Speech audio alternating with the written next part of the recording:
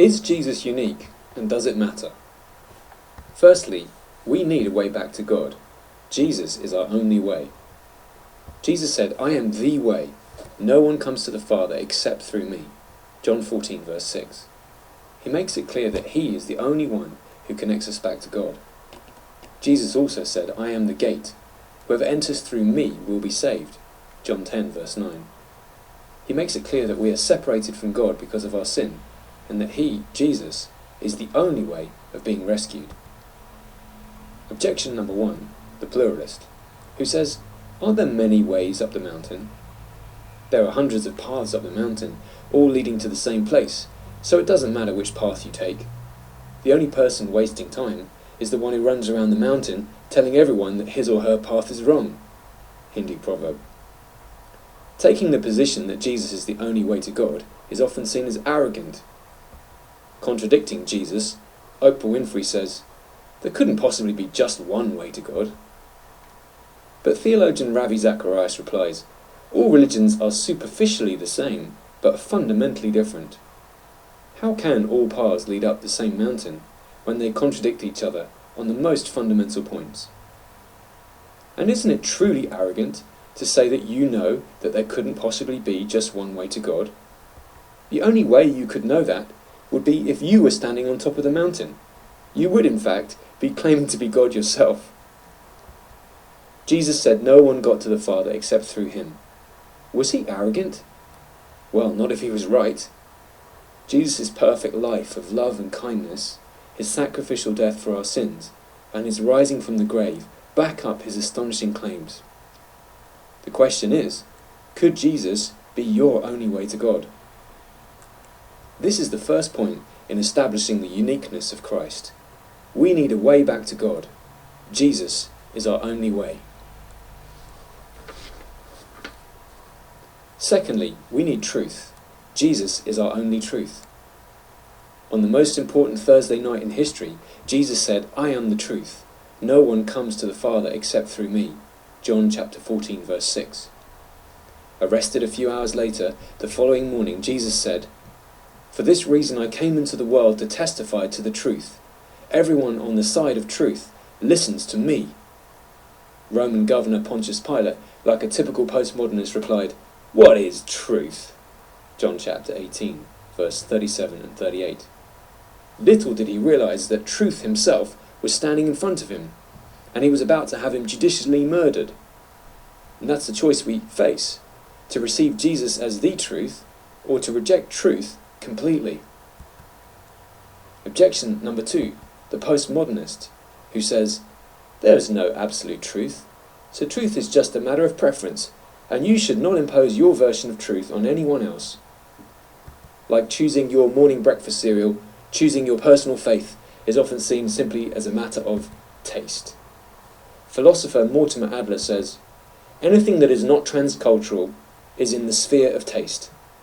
But is the true path back to God a matter of cultural taste or transcultural truth?"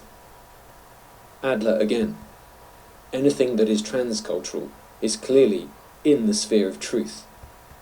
Tim Berners-Lee tweeted, "This is for everyone," at the London 2012 Olympics opening ceremony.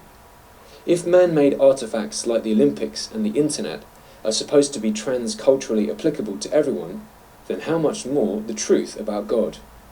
So we could ask the postmodernist, is it part of your culture to say that religion is just a cultural phenomenon?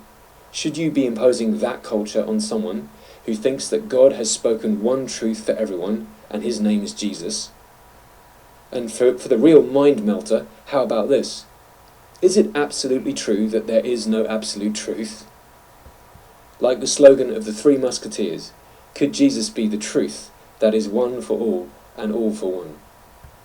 Our second statement, we need the truth.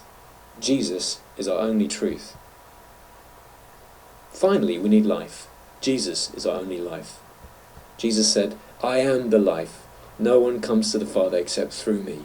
John chapter 14 verse 6. Mark Twain was right when he said that the only two certainties in life were taxes and death. As for taxes, Jesus said, "Give to Caesar what is Caesar's, and to God what is God's." Matthew chapter 22 verse 21. As for death, Jesus didn't just teach the way to live a better life or how to prepare for the end. He came to put death to death. Jesus deliberately waited 2 days for his friend Lazarus to die so that he could raise him from the dead. Standing at the grave, Jesus said, "I am the resurrection and the life. He who believes in me will live even though he dies, and whoever lives and believes in me will never die. Do you believe this?" John chapter 11, verse 25. Objection number 3, the humanist. "This is the only life you're ever going to get," says Richard Dawkins. Fellow scientist Albert Einstein said, "Our death is not an end if we can live on in our children and the younger generation, for they are us. Our bodies are only wilted leaves on the tree of life." Although this quote seems life-affirming, really Einstein is saying that for us as individuals, this life is all there is. But what if the humanist is wrong? What if there's more? He might reply, "If it's not scientifically verifiable, then it's meaningless."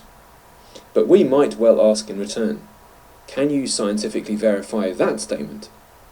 The statement that everything should be scientifically verifiable in order to be meaningful cannot itself be scientifically verified, and so is meaningless. Poor Mr. Humanist. So when somebody claims that death is the end, we need to ask, how do you know? Are man's tools of reason and science suitable for finding out what happens after death?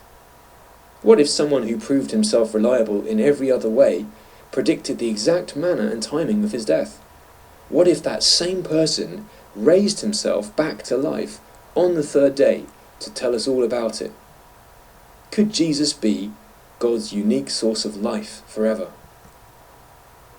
Our third and final statement: we need life. Jesus is our only life. So is Jesus unique, and does it matter? Jesus is unique, and it does matter, because he is our only way, truth, and life. Do you trust him?